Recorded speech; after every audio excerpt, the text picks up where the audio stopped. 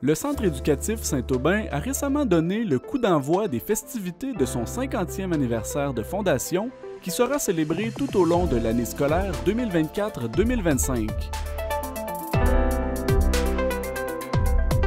Le directeur de l'école témoigne des balbutiements de l'établissement scolaire sur le territoire de la ville. C'est toute une histoire, l'histoire du Centre éducatif Saint-Aubin.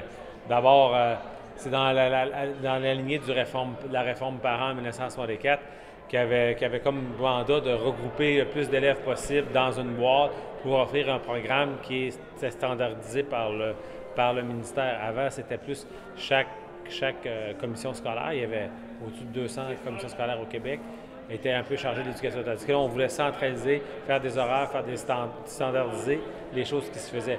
Ici, il y a toute une histoire parce que c'était une ferme ici, la ferme Saint-Aubin. Puis dans le fond, il y a eu tout qu'un débat à l'époque, si vous fouillez dans les archives, à quel endroit allait être la polyvalente. Parce qu'à l'époque, ici, à Baie-Saint-Paul, il y avait 3 municipalités. Tu avais Baie-Saint-Paul-Paroisse, tu avais la municipalité du Gouffre, puis la ville de Baie-Saint-Paul. Puis il y avait un grand débat entre installer la polyvalente ici, sur les terrains de la ferme Saint-Aubin, et pas loin de la vitrerie dans le rang Saint-Laurent. OK. Puis au moment où est-ce que le débat est arrivé, les sœurs ont donné le terrain ici. Donc, c'est venu faire en sorte que favoriser la candidature. Durant les années 70, l'arrivée de la polyvalente Saint-Aubin représentait une avancée importante aux yeux de la population de Charlevoix. Je pense qu'il n'y a pas de mots pour décrire ce que ça représentait, tellement que tout le monde était heureux de voir qu'est-ce que ça pouvait représenter, en fait. Parce que c'était le regroupement des régions de Baie-Saint-Paul, des petites rivières, des municipalités, toutes, qui étaient déjà regroupés, mais dans des endroits différents. Tandis que là, on arrivait tous dans la même école. On arrivait dans une école, à un moment donné, d'un style très moderne, qu'on disait école à air ouverte. Je sais pas si vous avez... C'était nouveau dans la région, là? C'était très nouveau dans la région, oui. Alors, c'était une expérience à vivre, puis c'était quand même aussi un beau défi pour l'équipe d'enseignants, parce qu'on disait, on rentre dans une école neuve, on va essayer de... On s'était donné comme mission, parce qu'on jasait beaucoup avant d'arriver, comment ça serait, puis tout ça. On s'était donné comme mission, à un moment donné, de faire un milieu de vie qui serait vraiment intéressant pour tout le monde. La fondation du centre éducatif aura également permis le développement et le regroupement de services dans la région. L'école, lorsque c'est arrivé, là, on arrivait dans une école où on pouvait avoir différentes activités comme la musique est très populaire ici, l'harmonie scolaire, les groupes de musique, la natation, il n'y en avait pas. L'équipe de natation des Tacons, c'est bon. Le soccer, on a des beaux terrains de soccer.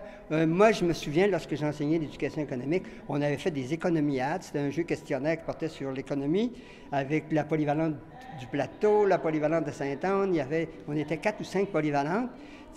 Ça a permis tout ça, en fait. Ça a permis de regrouper, puis ça a permis également, je pense, une chose importante, ça a permis à la population de dire on a une belle école, il se fait de belles choses, puis on peut en faire encore plus si les gens sont plus disponibles. Ça devenait un lieu de vie rassembleur? Absolument. C'était un lieu, vraiment un lieu rassembleur où les gens ont appris, vraiment les jeunes ont appris plus à vivre ensemble, puis à être bien ensemble aussi.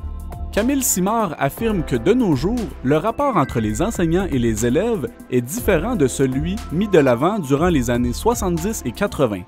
Il y a des choses qui ont changé beaucoup parce que par rapport à ce que moi j'ai vécu comme étudiant, ce que j'ai vécu aussi à mes débuts comme enseignant, il y a des matières à un moment donné qu'on n'avait pas besoin d'enseigner à l'école parce que ça prenait à la maison. OK. Parce que moi, je me souviens, la première journée, je suis allé à l'école, mes parents m'avaient dit, bon, tu diras bonjour à la maîtresse en arrivant. Je m'en allais j'étais dans un rang, je m'en allais à l'école en me pratiquant bonjour mademoiselle, vous allez bien mademoiselle, tandis qu'aujourd'hui, on demande aux enseignants de faire de l'éducation en plus de l'instruction, de la formation. On dirait qu'on ne sait plus quoi faire, en fait. Un cours sur la citoyenneté, le citoyen, il apprend vraiment dans la vie. C'est des réalités qui ont changé. C'est des réalités qui ont changé. La société a changé. Les besoins sont différents.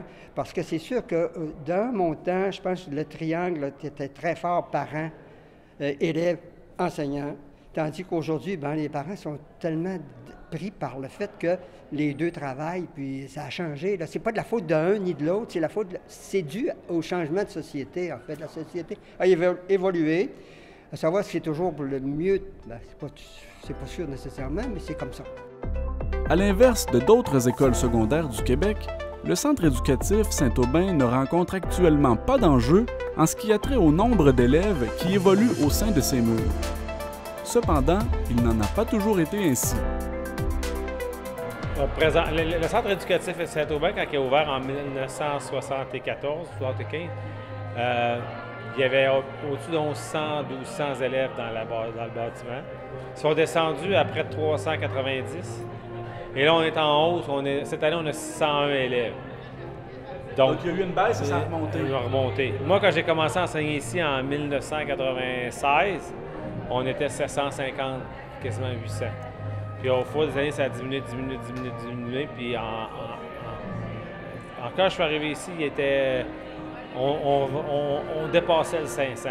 Puis en l'espace de 5 ans, là, on dépasse le 600. Bon, on ne s'attend pas à monter à plus que 625, 650. La nouvelle réalité de l'immigration dans la région contribuerait au maintien des effectifs étudiants de l'établissement scolaire. Quand je suis arrivé, il y avait 2-3 personnes issues de l'immigration. Là, on est 20, 25, 30. Fait que, c'est quand même... C'est un peu le... Je trouve ça très intéressant, l'arrivée de l'immigration. Ça ouvre nos jeunes sur la culture différente. C'est un beau défi, par exemple, mais ça a permis de rehausser le nombre d'élèves à au-dessus de 600. Est-ce que justement l'immigration vous a forcé à devoir mettre en place des cours de francisation ou d'intégration culturelle? C'est une obligation, parce qu'il y a un programme de francisation qui existe au Québec qui permet de donner les outils. Puis on est en train de... C'est toujours en constante évolution, là, parce qu'il y a des choses qu'on veut ajuster, parce qu'on veut vraiment que nos élèves ici se sentent bien accueillis. Puis c'est clair qu'un élève qui arrive, qui n'a aucune connaissance de la langue, c'est un défi solide, là. Oui. Puis tu sais, je vous dirais qu'on est en constante évolution pour offrir le meilleur service possible à ces élèves-là. D'autres événements seront organisés au cours des prochains mois pour célébrer ce jalon de l'éducation secondaire à Baie-Saint-Paul.